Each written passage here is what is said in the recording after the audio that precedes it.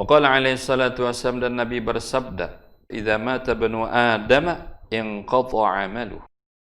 Apabila telah wafat ibnu Adam, manusia, apabila wafat manusia, inqata'a 'amaluhu, maka terputuslah amal perbuatannya, maka dia tidak bisa lagi beramal.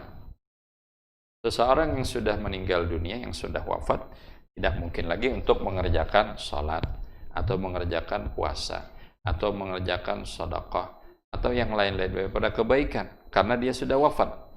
Maka apabila wafat manusia, inqata'a 'amaluhu, putuslah amal perbuatannya, tidak lagi menambah akan pahalanya, karena kehidupannya sudah berakhir, umurnya sudah berhenti, maka tidak bisa lagi untuk menambah akan pahala-pahala. Akan tetapi Nabi Muhammad SAW menjelaskan, masih ada amal perbuatan kita selama kita masih di dunia yang bisa menjadikan pahala itu terus mengalir sekalipun kita sudah di dalam kubur kita.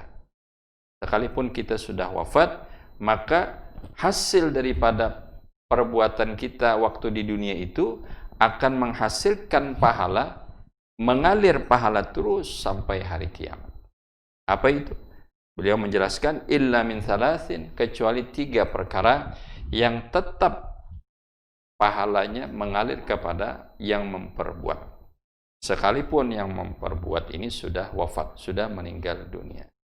Illa min thalathin, sadaqatin jariyatin. Yang pertama, sadaqatin jariyatin. Yang pertama adalah sedekah jariyah.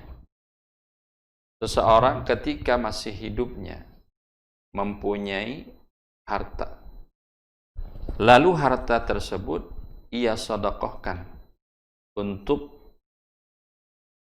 agama Allah, di jalan Allah Subhanahu wa taala, dan sedekah itu bentuknya tidak hancur, seperti orang yang berwakafkan akan tanah untuk pembangunan masjid, mewakafkan tanah untuk membangun akan pondok pesantren atau majelis ilmu atau sarana-sarana ibadah yang lain, maka ini termasuk sedekah yang terus mengalir, sedaqatin jariyatin, artinya sedekah yang terus mengalir pahalanya. Atau dia mensedekahkan, membuat sumur, diperuntukkan untuk umum, siapa yang mau mengambil airnya silakan, maka selama sumur itu bisa masih diambil manfaat airnya, maka selama itu orang yang menginfakkan sumur tersebut selalu mendapat pahala dari Allah Subhanahu wa taala, sekalipun dia sudah ratusan tahun di dalam kuburnya. Sedaqatin jariyatin. Maka hendaklah kita berpikir sejenak, apa yang sudah kita sedekahkan, sedekah yang jariyah, sedekah yang terus-terusan, yang bertahan. Jadi sedekah jariyah ini sedekah yang bisa bertahan sifatnya. Tidak seperti misalnya kita memberikan makanan. Kalau makanan kita berikan habis hari itu. Nah, ini sifatnya yang terus mengalir. Seperti kita mensedekahkan atau menginfakkan untuk pembangunan masjid, pembangunan musalla, atau pembangunan pondok pesantren, atau pembangunan majelis ilmu, majelis zikir. Maka selama bangunan itu masih utuh, masih digunakan untuk kebaikan, untuk ibadah kepada Allah Subhanahu wa taala, maka orang yang ikut andil dalam pembangunan itu dengan hartanya, dengan bahan-bahan bangunannya yang ia infakkan kepada bangunan tersebut, maka selama itu dia akan mendapatkan pahala dari Allah Subhanahu wa taala. Maka kita sejenak berpikir, apa yang sudah kita sedekahkan? Sedekah jariyah. Sedekah jariyah, sedekah yang bertahan. Terlebih sedekah dengan menginfakkan tanah, yang mana tanah itu sampai hari kiamat kada bakal hancur. Kecuali hancur alam semesta baru hilang. Kalau yang lain mungkin kadang bisa bertahan 100 tahun atau mungkin bisa kurang daripada 100 tahun hilang. Nah, tapi kalau seperti kita menginfakkan tanah, maka ini lebih kuat bertahannya. Shadaqatin jariyatin aw ilmin yuntafa'u bihi.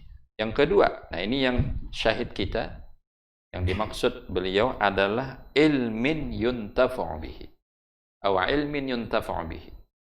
Atau ilmu yang diambil manfaat dengan ilmu tersebut. Artinya disampaikan, diajarkan kepada orang lain.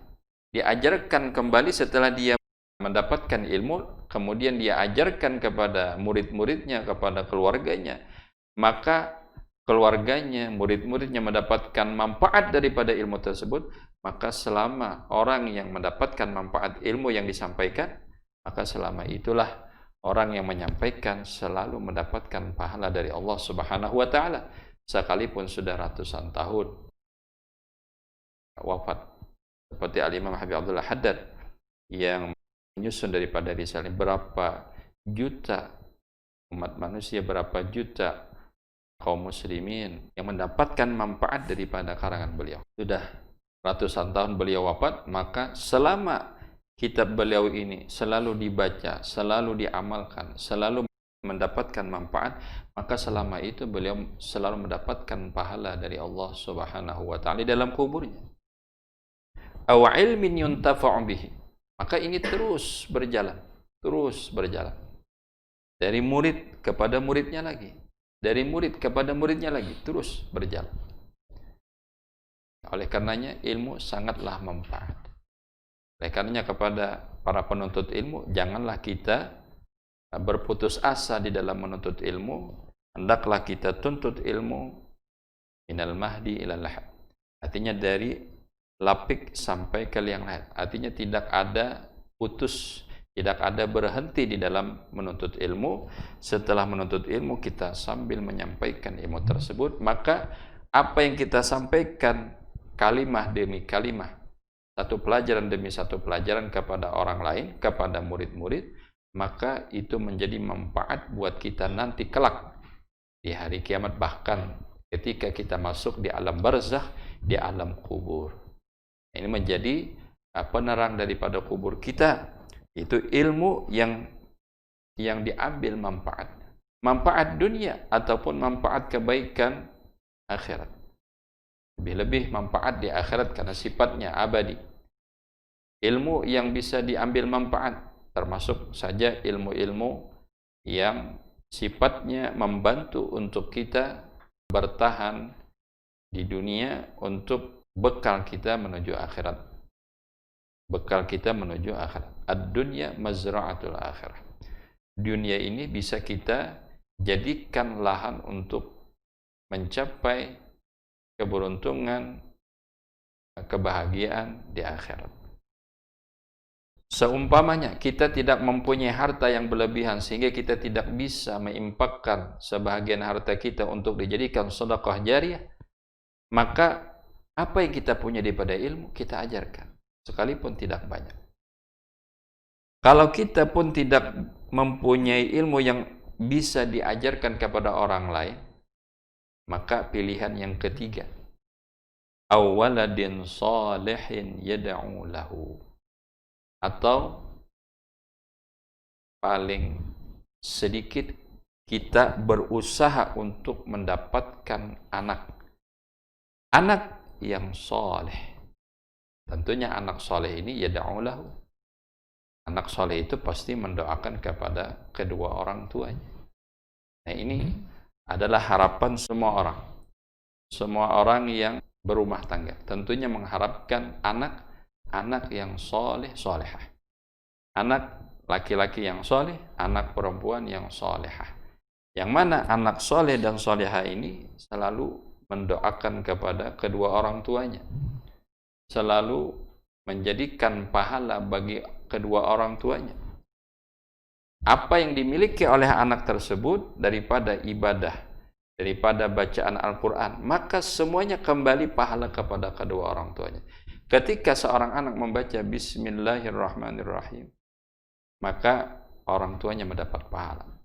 Karena sebab daripada orang tuanya, dia bisa mengucapkan Bismillahirrahmanirrahim. Maka luar biasa nikmat sebagai orang tua. yang mempunyai anak yang soleh.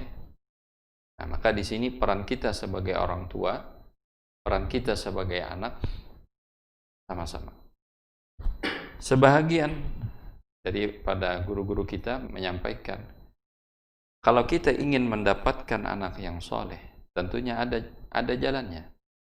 Ada jalan untuk mendapatkan anak yang soleh. Menjadikan anak-anak kita anak-anak yang soleh-solehah. Yaitu, pertama kita harus dekat dengan orang-orang soleh. Cinta kepada orang soleh. Tidak mungkin seseorang mendapatkan anak soleh kalau dia tidak cinta kepada orang soleh atau tidak dekat kepada orang soleh. Maka sangat penting kita pertama cinta kepada orang-orang soleh, yang kedua dekat dengan orang-orang soleh. Cinta dengan orang soleh, dekat dengan orang-orang soleh. Lebih-lebih orang soleh yang mempunyai ilmu, kita hadir majelis beliau, perkataan-perkataan beliau, maka ini tanda kecintaan kita, kedekatan kita kepada orang soleh. Maka Allah Subhanahu wa ta'ala akan menghadiahkan kepada kita anak-anak yang soleh-soleh. Kalau tidak didapat pada anaknya, maka akan didapat pada cucunya. Kalau tidak pada cucunya, pada buyutnya, bahkan pada keturunannya yang ketujuh. Allah akan balas bagi orang yang cinta kepada orang soleh, dekat dengan orang soleh, akan diberikan hadiah keturunan yang soleh-solehah. Mudah-mudahan kita semua mendapatkan, dikaruniakan anak-anak yang soleh-solehah. Amin amin ya rabbal alamin.